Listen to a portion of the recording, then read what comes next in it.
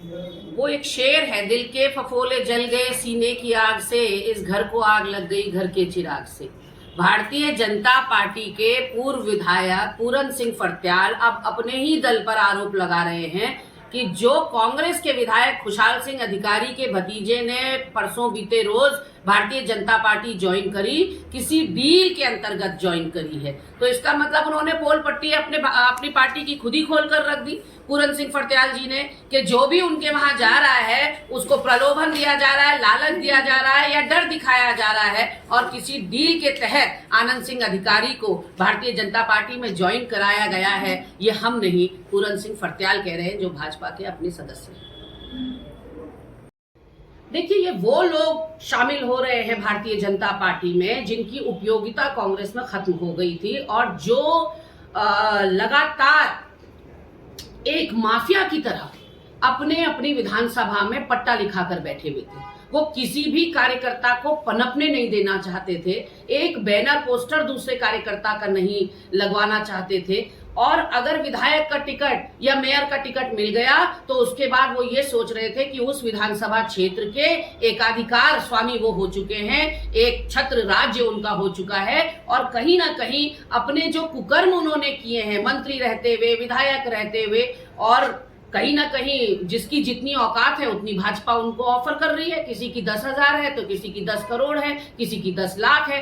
तो कुछ को तो लालच और प्रलोभन में ले जाया जा रहा है, कुछ को किसी डील के अंतर्गत ले जाया जा रहा है, सब्जबाग दिखाए जा रहे हैं। जैसे मैं आपको बताना चाहती हूँ कि यहाँ बताया गया कि महेंद्र भट्ट क्योंकि अब राज्यसभा सांसद बन गए हैं तो बद्रीनाथ सीट खाली हो गई, तो राजेंद्र भंडारी को विधायक का टिकट दिखाया गया। वैसे ही कर्नल कोठियाल को नरेंद्र नगर दिखाया गया कि सुबोध उनियाल को टिहरी से हम एमपी का टिकट दे रहे हैं, आपको नरेंद्र नगर से हम जो है एमएलए का टिकट देंगे। यही कहीं ना कहीं दिनेश धने को दिखाया गया सपना कि हम टिहरी से किशोर उपाध्याय को दे रहे हैं एमपी का टिकट और वो टिहरी सीट खाली हो जाएगी। तो सब्जबाग दिखाए गए और उन्हीं प्रलोभनों में, उन्हीं डर के साए में कभी किसी को ईडी इनकम टैक्स का भी डर दिखाया गया।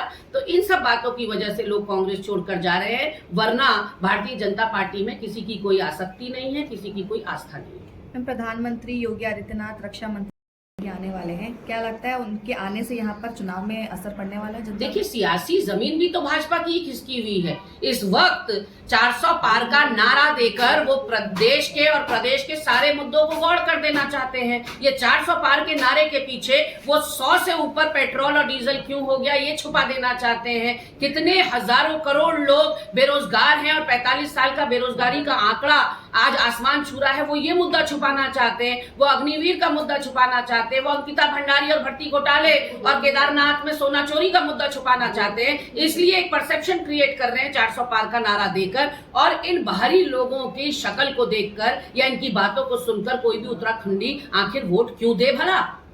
क्या इनका यहाँ जनाधार है और क्या इन्होंने उत्तराखंड के ग्रामीण अंचलों के लिए किया, क्या यहाँ की माताओं बहनों के लिए किया? 9 हिमालयी राज्यों में आपने महिला अपराध में हमको नंबर 1 बना दिया।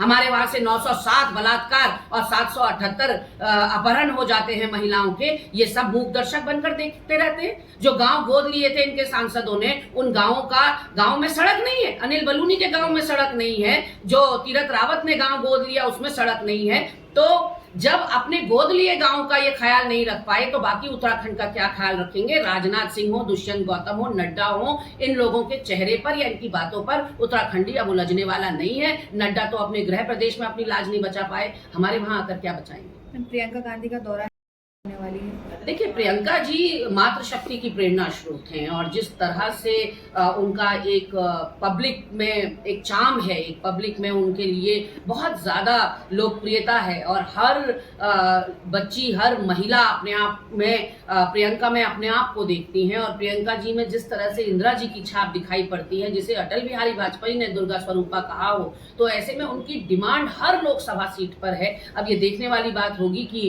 प्रियंका जी कौन कौन सी सीट कवर कर पाती हैं, लेकिन ये हमारा सौभाग्य होगा देवभूमि का अगर प्रियंका जी यहाँ पर आती हैं और मातृशक्ति को हमारे प्रत्याशी के समर्थन में मतदान करने के लिए प्रेरित करती हैं।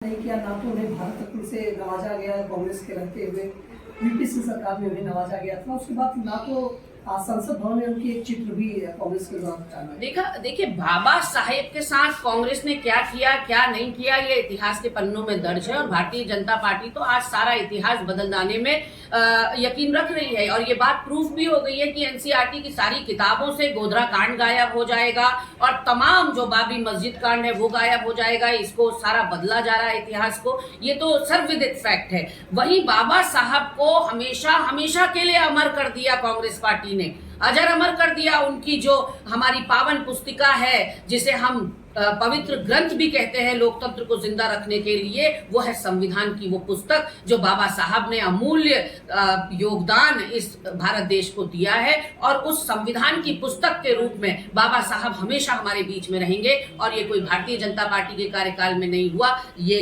कांग्रेस के कार्यकाल में हुआ कि बाबा साहब ने संविधान अपनी टीम के साथ लिखा और ऐसा अतुलनीय संविधान बनाया कि आज दूसरे देश भी जिनके पास अपना संविधान नहीं है वो हमारे संविधान का अनुसरण करते हैं। और हमारे संविधान की तुलना जगह जगह ऑक्सफोर्ड से लेकर स्टैनफोर्ड यूनिवर्सिटी में तक दी जाती है। तो ऐसे में मैं भारतीय जनता पार्टी से कहना चाहती हूँ, ना तुम्हारे पास गौरवशाली इतिहास है, ना गौरवशाली पुरुष है तुम्हारे पास अपना कुछ बताने के लिए। इसलिए आप बार बार कांग्रेस के महापुरुषों के बारे में बात करके उनसे तुलना करते हैं।